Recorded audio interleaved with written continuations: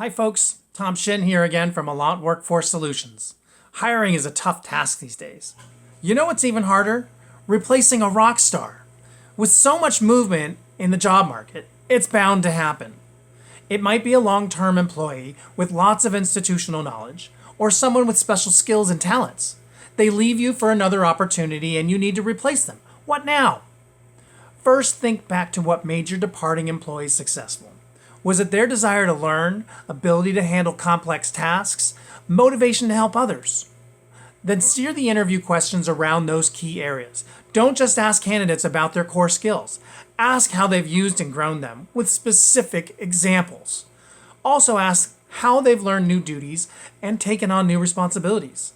Their answers will show if they have the aptitude to do the same for you. One more thing. Training is a must. Plan on it. You can't expect someone to succeed without help getting up to speed. The experts at Alaant see this situation more often these days and guide companies in tackling the challenge. Can we help your organization? If so, let's talk. Call me directly at 518-441-9479. Post a comment or question below or reach out to us on alaant.com. Have a great day, and I look forward to speaking to you about those purple squirrels soon.